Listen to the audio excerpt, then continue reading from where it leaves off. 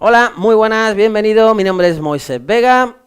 Bienvenido a este vídeo en el que vamos a estar un ratito charlando sobre la potestad legislativa, que estoy seguro que es un tema que te fascina, por eso lo he elegido, porque sé que os apasiona a los opositores la potestad legislativa. Y bueno, lo primero que quería hacer era, por un lado, presentarme. Como te digo, me llamo Moisés Vega, doy clase en Opomec, doy clase en Moisés Vega Opos, y sobre todo agradecerte a ti que estés ahí picando piedra, luchando, recorriendo el camino duro del opositor. Espero que este material, tanto el audiovisual como el texto, te resulte útil en este camino. Y además creo que tanto tú como yo tenemos que agradecer a Opositates que nos ponga este contexto, que organice este OPO 2022, este evento, para ponernos en contacto, para facilitarte material y recursos que creo que son de mucha calidad.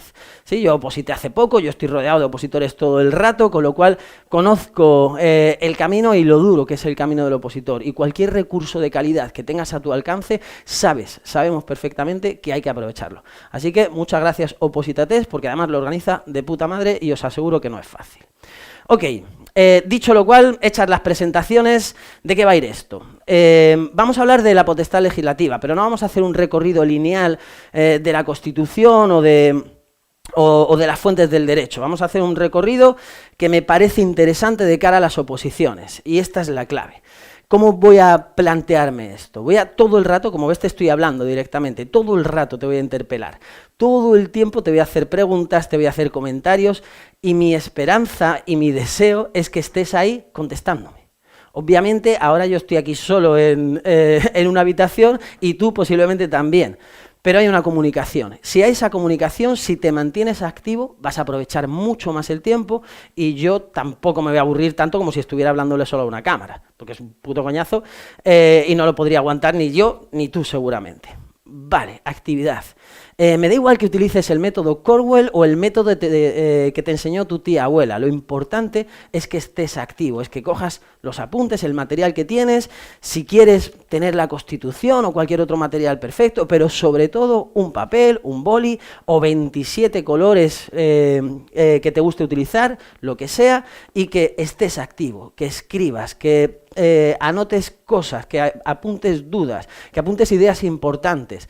Que si no te da tiempo a contestarme cuando te interpele, pares un poquito el vídeo y busques la respuesta primero en tu cerebro, que hagas el esfuerzo, y luego si lo tienes que buscar en otro lado, pues lo buscas. ¿Sí? Es decir, que estés presente. ¿Sí? La presencia va a hacer que aproveches mucho mejor esta hora y cualquier hora que utilices de estudio. Con lo cual, ya que vas a estar aquí, ya que vamos a estar aquí, vamos a hacer que sea útil, vamos a hacer que sea provechoso el estar aquí. Porque al final tu recurso, tu mayor recurso, tu recurso más valioso es el tiempo. ¿Sí? Ok, dicho lo cual, una pequeña advertencia. Yo no soy jurista, yo no he estudiado leyes, yo no he estudiado derecho, me cago en la puta, mal asunto. Yo estudié sociología y antropología hace mucho tiempo, lo empecé de hecho en el siglo pasado, imagínate. Luego fui cocinero y por azares de la vida y por querer ver a mis hijos, oposité. Se me dio bastante bien, se me dio de puta madre, y me di cuenta, en el camino, en el duro camino del opositor, me di cuenta que igual se le podía dar una vueltecita a esta manera de enfocar las oposiciones. Con lo cual, yo no soy jurista, yo no soy catedrático de Derecho Administrativo o catedrático de Derecho de nada. Si tienes alguna duda que podría tenerla un jurista, desconfía. ¿Por qué digo desconfía? ¿A ti qué te interesa? ¿Ser magistrado del Tribunal Supremo o poner una crucecita en el sitio indicado, en el sitio adecuado de un examen para aprobar una oposición seguramente de administrativo o de auxiliar administrativo? Valóralo. Cada vez que tengas una duda muy profunda, valora dónde te renta poner tu próxima hora, tu próximo tiempo de estudio. En una duda en cuáles son exactamente las instituciones básicas del Estado que no se pueden regular mediante decreto o ley. ¿Y está ahí la Casa del Rey o no está hoy? ¿En serio te interesa estar una hora pensando en eso? ¿O te interesa estar una hora fijando de verdad decreto, ley, 30 días, provisional, bla, bla, bla? ¿Sí? No digo que esto no sea interesante. Si te resulta interesante, en tu tiempo de ocio por la noche, en vez de ver una serie de Netflix, te vas y lo buscas y tal. Cuanto más contexto tengas, cuanto más conocimientos anexos o complementarios a la materia en sí tengas, pues de puta madre, te van a venir bien, te van a generar comprensión y confianza de cara al examen, no vienen mal. Pero, ¿cuántas horas vas a estudiar hoy? 2 horas, 3, 5. Aprovecha muy bien esas horas. Cuando tú entras en una oficina y ves oficina pública y ves a la gente allí trabajando, ves genios, ves grandes genios, dices, hostia, es que esta gente seguro que saben el último detalle de todas las normas posibles. Seguramente no, pero aprovecharon su oportunidad, ¿sí? Se esforzaron y aprovecharon su tiempo. Ok, pues eso, estate activo, estate presente, aprovecha la hora, si tienes dudas muy profundas, desconfía un poco de ellas, pero plantéalas también, ¿eh? Al final estamos para eso. Estoy harto de que cada día los alumnos me planteen dudas medio imposibles y yo como profe aplicado las busco, trato de resolverlas y les digo, pero que esto te da igual para la oposición, ¿vale? Ahí lo tienes, pero que no pierdas demasiado el tiempo. Ok, que al final me enrollo mucho y no empezamos con la materia. El material que tienes, te hago una advertencia en él, está muy poquito maquetado, no me gusta maquetar mucho los apuntes. Al final, en la mayoría de las oposiciones, lo que hacen es un copy y pega de la ley, ¿sí? Copy y pega. Con lo cual, lo que te interesa leer y releer y trabajar es la ley. Lo que pasa que, claro, la ley es un coñazo, la ley es muy cruda. Lo que sí hago es maquetarla mínimamente. Donde no hay puntos, pongo unos puntos, una listita multinivel, ¿sí? O una lista numerada, una lista de viñetas. A veces pongo una negrita, a veces hasta pongo una cursiva o un subrayado. Y poco más. Y alguna advertencia o algún comentario lo suelo hacer, lo hago siempre en cursiva. Es decir, si ves alguna parte que está exclusivamente en cursiva, o en cursiva y negrita como un título, eso es aportación mía, ¿sí? Luego lo ha maquetado Posita Test de puta madre, pero es aportación de los apuntes, no es ley, no hay que estudiárselo, que es a lo que voy, ¿sí? No te lo van a preguntar, pero sí que creo que aclara. Ok, y tampoco me gusta dar unos apuntes con demasiadas florituras, porque aquí lo importante no es mi trabajo, lo siento mucho, pero lo importante es tu trabajo. Es que tú pegues ahí el culo a la silla y curres. Si yo te doy unos apuntes con mucho colorido, con muchos subrayados y con mucha maquetación, te estoy obligando a eso y no te estoy dejando pensar, meditar o reflexionar sobre los apuntes y hacer tu propio subrayado, que al final es importante. Ese proceso en el que vas aprendiendo a subrayar y a organizarte también es básico para la oposición. Así que esto es lo que tienes, espero que te sirva, espero que te resulte útil y vamos a aprovecharlo. Vale, ok, ¿por qué tema empezamos? ¿Por qué parte empezamos? Si quieres tener abierto, además del material, alguna otra ley en el ordenador o cualquier cosa, te puedes abrir la Constitución, vamos a ver el título tercero, más o menos la elaboración de las leyes, aunque ya te digo que no va a ser un repaso lineal, y me voy a salir de la Constitución solo para ver el artículo 1 del Código Civil. ¿Por qué? Porque lo han preguntado millones de veces en millones de oposiciones. ¿Qué son las fuentes del derecho? ¿Qué son las fuentes del derecho? Primera pregunta es la que te interpelo y tú estás ahí tratando de pensar qué son las fuentes del derecho, qué es una fuente de agua, de cerveza, un grifo. No, la fuente del derecho es de donde emana, ¿sí? Las leyes, de donde emanan las normas, que es un poco más amplio, de donde emana todo el corpus jurídico de una sociedad dada, ¿sí? Aquí hay teoría para aburrir, pero la mayoría de las oposiciones, la mayoría de los tribunales, a donde van es al artículo 1 del Código Civil, que nos define claramente cuáles son las fuentes del derecho. Artículo 1 del Código Civil dice: las fuentes del ordenamiento jurídico español son estas, chimpún, y no hay más. Hostia, y no hay más. Bueno, para la doctrina, para la teoría científica, sí que podría haber más. Pero cuando preguntan por ley, la mayoría de los tribunales se atan a la ley para que no le podamos impugnar las preguntas, te van a decir: las fuentes del ordenamiento jurídico español son la ley, a falta de ley la costumbre, y a falta de ley y costumbre los principios generales del derecho. Esas son las que se denominan fuentes directas por parte de la doctrina. Voy a ir haciendo un esquemita para ver dónde vamos a ir metiendo cada una de ellas. En teoría se hablan de fuentes materiales y fuentes formales. ¿Sí? Se dividen entre fuentes materiales y fuentes formales. El Código 1 del Código Civil no nos habla de las fuentes materiales, así que las vamos a dejar un poquito de lado. Sí que nos habla de las fuentes formales. Y dentro de las fuentes formales tenemos estas fuentes directas, estas fuentes directas que nos acaba de definir el artículo 1 del Código Civil, fuentes directas, y fuentes indirectas, que vamos a ver a continuación. Vale. Fuentes directas. Hemos hablado de 3. Dice, las fuentes del ordenamiento jurídico español son la ley, a falta de ley, la costumbre, que ahora después vamos a contar un poco, y a falta de ley y costumbre, los principios generales del derecho. Hostia, ¿y qué es ley, entonces? ¿Qué se entiende por ley? ¿Cómo interpretan los teóricos de esto, los que sí que son catedráticos de derecho, cómo interpretan qué es ley? Pues lo interpretan como cualquier norma escrita, es decir, tendríamos la ley en su sentido, sentido estricto, ¿sí? Podríamos hablar de leyes orgánicas, leyes de bases, leyes ordinarias, ¿sí? Ley en sentido estricto, pero también actos con fuerza de ley del gobierno, es decir, decreto ley, decreto legislativo, pero también la potestad reglamentaria entraría ahí dentro de un concepto muy amplio de norma escrita.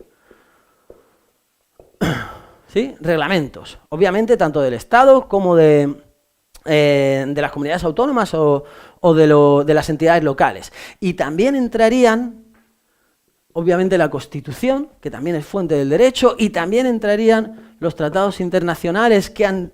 Vamos a separarlos ahora de los indirectos, los que sí que están publicados en el BOE, y también todo el derecho comunitario.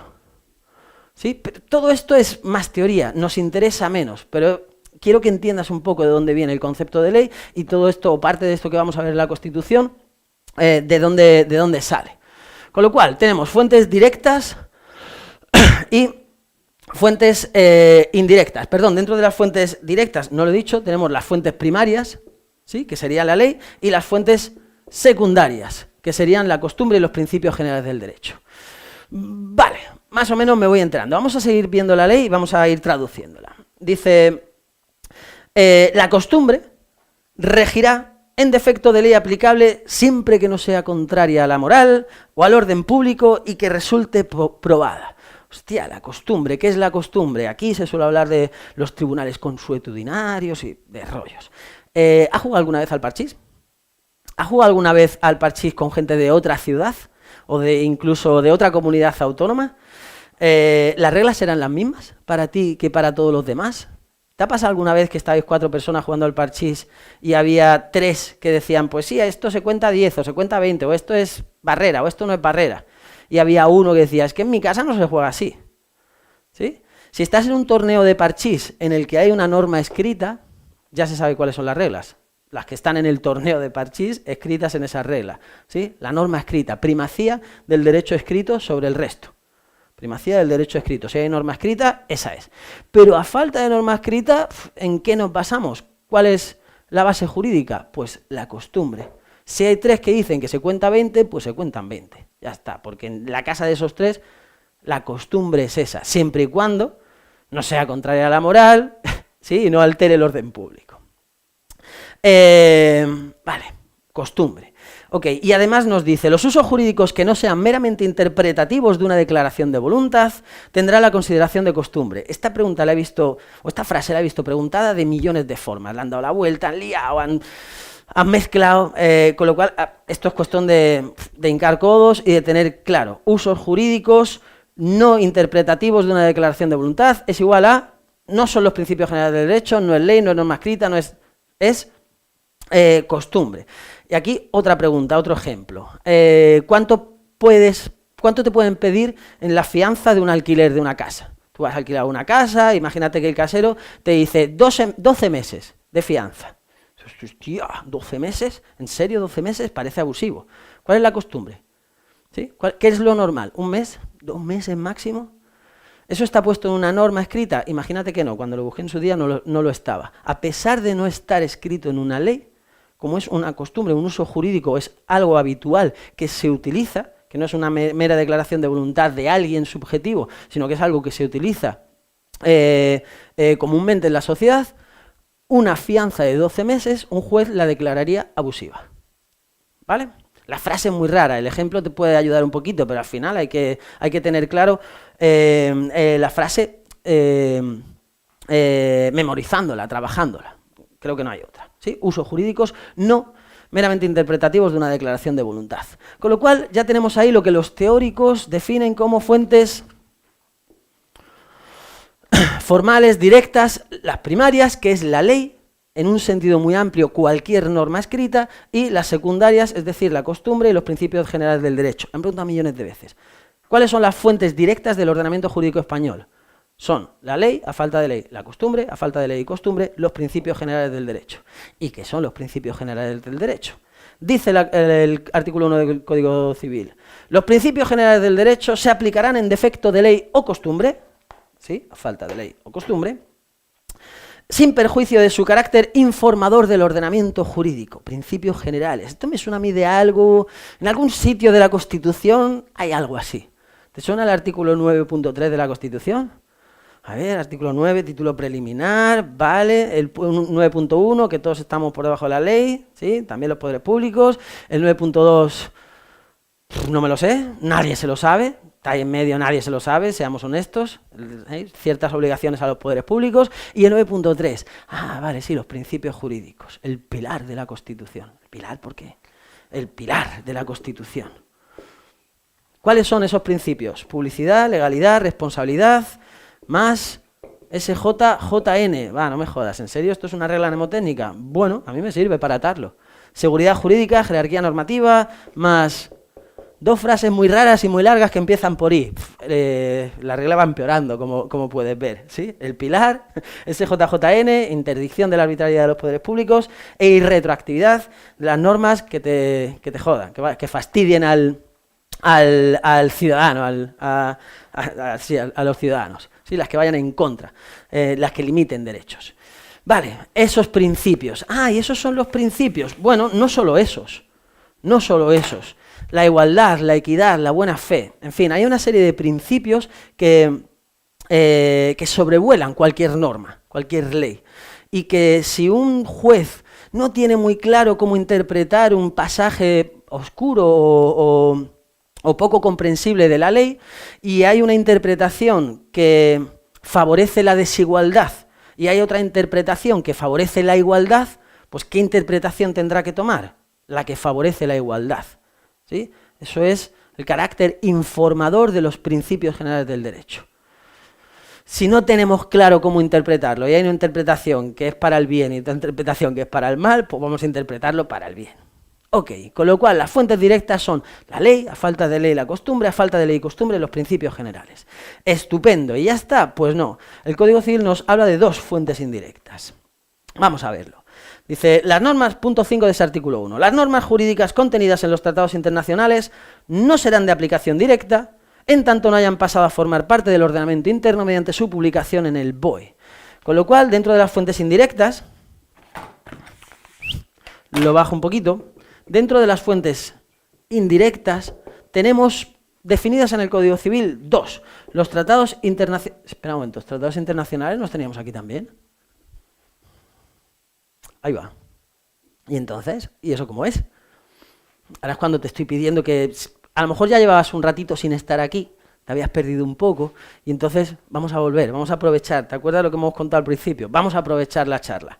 Tratados internacionales que todavía no están publicados válidamente en el BOE, fuente indirecta.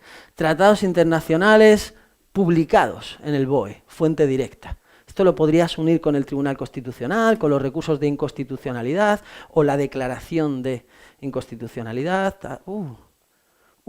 ¿Sí? Bueno, no me voy a meter ahí, ya os he hablado en fin, todo el rato me voy a ir perdiendo un poco, voy a ir creando relaciones, pero tampoco me quiero salir demasiado del tema. Vale, fuentes indirectas tenemos los tratados internacionales no publicados en el BOE y además nos dice la jurisprudencia complementará el ordenamiento jurídico con la doctrina que de modo reiterado establezca el Tribunal Supremo al interpretar y aplicar la ley, la costumbre y los principios generales del derecho. Jurisprudencia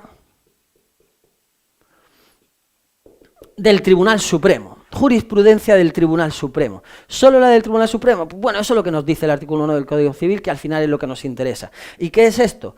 ¿Es posible que un juez interprete un mismo precepto legal de una forma y otro juez de otra forma?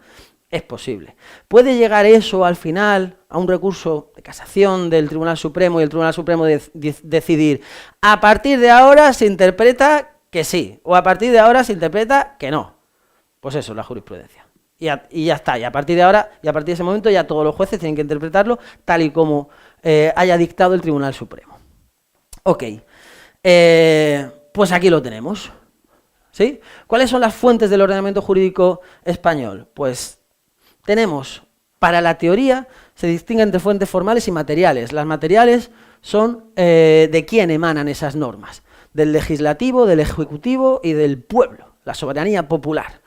¿Sí? ¿Quién puede dictar esa normativa, ese cuerpo jurídico? Nos interesa, creo que poco, porque no está definido en el Código Civil. Dentro de las formales tenemos las directas y las indirectas. Dentro de las directas tenemos las primarias, es decir, la ley, primacía de la norma escrita. Primacía de la norma escrita, cualquier norma escrita, no solo ley en su sentido más estricto, que estaríamos solo aquí, ley orgánica, ley de bases, tal, sino cualquier norma escrita. Reglamentos, derecho comunitario, ¿sí? Todo. Y secundarias tenemos la costumbre y los principios generales del derecho, con lo cual las fuentes del ordenamiento jurídico según el Código Civil son la ley, a falta de ley, la costumbre, a falta de ley y costumbre, los principios generales del derecho. Ok, y luego fuentes indirectas. Que tenemos los tratados internacionales no publicados en el BOE, más la jurisprudencia del Tribunal Supremo. ¿Qué tal? Primer apartadito, está siendo intenso, hablo rápido, lo sé, a veces me acelero yo también. Tienes la suerte de poder de poder pausar el vídeo en cualquier momento. A mí, los alumnos a veces me dicen, cuando repiten los vídeos, muchas veces, los vídeos que grabamos en clase y demás, muchas veces para otros profesores lo ponen a doble velocidad o a 1,5, pero las mías no pueden, porque ya voy yo a doble velocidad. Ok, espero que te hayas enterado y espero que te sirva. Una cosa más, no te estás enterando de la letra, has protestado ya varias veces porque no te enteras de la letra. ¿Yo qué te he dicho? Que hay que estar activo. Lo importante no es mi trabajo, es tu trabajo. Yo voy hablando, contando cosas y tú puedes ir escribiéndote en tu esquema lo que quieras. También hay alumnos que me dicen, para un momento que voy a hacer una foto. ¿En serio, tío, vas a hacer una foto de esta mierda de esquema? ¿Que no se entiende nada? Hay profes que los veo, tío, y me dan una envidia porque utilizan varios colores, todo lo hacen de puta madre, todo recto, la letra se entiende. Bueno, pues es una forma de hacer las cosas, no es la mía. Yo lo que quiero no es que copies mi esquema, yo lo que quiero es que te hagas tu esquema. Si te sirve de base el mío, de puta madre, ahorrarás tiempo, pero lo importante es el tuyo, no el mío. ¿Sí?